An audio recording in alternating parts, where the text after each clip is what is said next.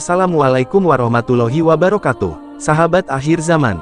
Nabi Musa alaihi salam merupakan salah satu nabi dan rasul yang dikaruniai mukjizat yang luar biasa oleh Allah Subhanahu wa taala. Nabi Musa alaihi salam adalah salah satu rasul Allah yang memiliki banyak keistimewaan. Allah pun telah mengabadikan dalam Al-Qur'an kisah Nabi Musa secara lengkap pada beberapa surat yang berbeda di dalam Al-Qur'an. Nama Nabi Musa alaihi salam disebut dalam Al-Qur'an sebanyak 136 kali, tersebar dalam 34 surat, 27 Makkiyah dan 7 Madaniyah. Paling banyak terdapat dalam surat Al-A'raf berjumlah 21 kali, kemudian surat Al-Qasas berjumlah 18 kali, surat Toha 17 kali dan surat Al-Baqarah 13 kali, selebihnya berkisar antara 1 hingga 8 kali. Lalu bagaimana kisah lengkap Nabi Musa alaihi salam dari lahir sampai wafat? Mari kita simak selengkapnya ulasan berikut ini. Kisah Nabi Musa alaihi salam dan Bani Israel menyembah patung anak sapi. Kisah ini disebutkan beberapa kali dalam Al-Qur'an, di antaranya dalam surat Toha ayat 85 hingga 98 dan surat Al-A'raf ayat 148 hingga 153. Ketika Nabi Musa menerima kitab Taurat di Gunung Tursina, Allah menguji keimanan Bani Israel dengan patung anak sapi seperti yang disebutkan dalam Al-Qur'an surat Toha ayat 85.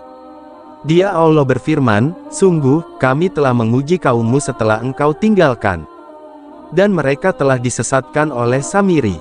Setelah kepergian Nabi Musa, Bani Israel tidak mau patuh pada perintah Nabi Harun. Bahkan Nabi Harun diancam akan dibunuh, jika terus mengajak mereka berbuat baik.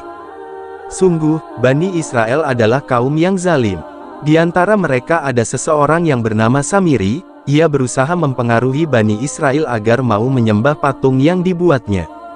Patung tersebut terbuat dari emas berbentuk seperti anak sapi. Orang-orang percaya bahwa patung anak sapi itu adalah Tuhan, karena patung tersebut dapat mengeluarkan suara. Padahal, sebenarnya suara itu berasal dari hembusan angin yang masuk ke dalam rongga patung.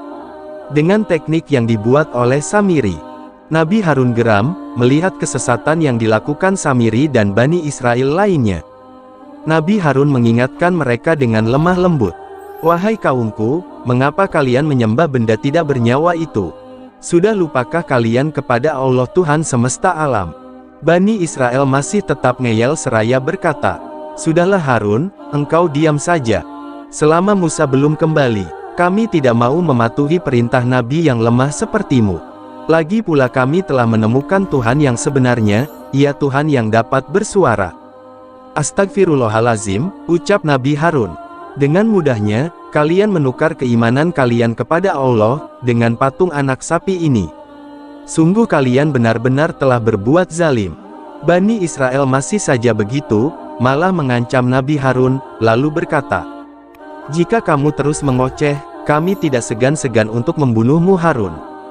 Nabi Harun mengingatkan, andai Musa mengetahui kesesatan ini, pasti dia akan murka kepada kalian.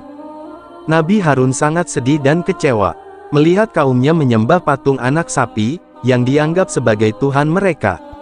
Ya Allah, jadi selama ini mereka tidak benar-benar bertaubat. Setelah 40 malam berlalu, Nabi Musa kembali ke tengah-tengah kaumnya. Beliau sangat marah sekaligus sedih melihat perubahan yang terjadi dengan kaumnya. Kemudian, Nabi Musa menghampiri saudaranya dengan penuh kemarahan. "Wahai Harun, mengapa engkau hanya berdiri dan diam saja, melihat perbuatan mereka itu? Engkau tidak sungguh-sungguh menjalankan amanatku."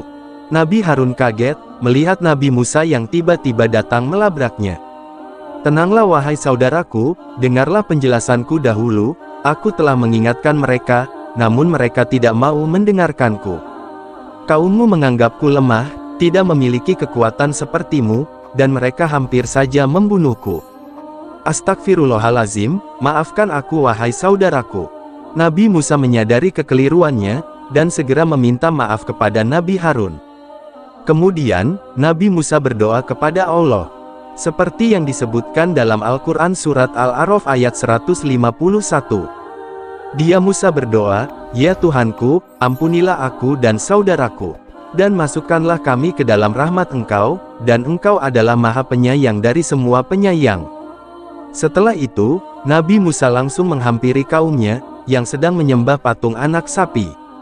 Menyadari kedatangan Nabi Musa, Bani Israel mulai resah.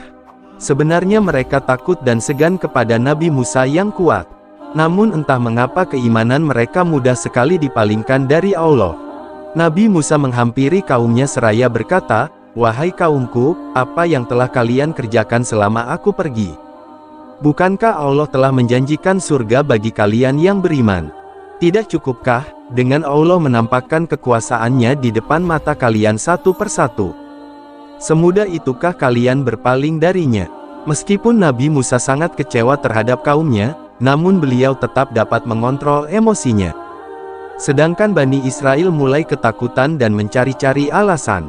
"Wahai Musa, sesungguhnya kami berpaling dari Allah, bukan atas dasar kemauan kami sendiri, melainkan karena hasutan Samiri. Dia yang mengajak kami untuk menyembah patung anak sapi ini." Kemudian, Nabi Musa mencari orang yang bernama Samiri, yang disebut-sebut sebagai dalang dari penyembahan patung anak sapi. "Wahai Samiri, benarkah apa yang mereka katakan? Jika benar, apa yang membuatmu berani melakukan hal tersebut?"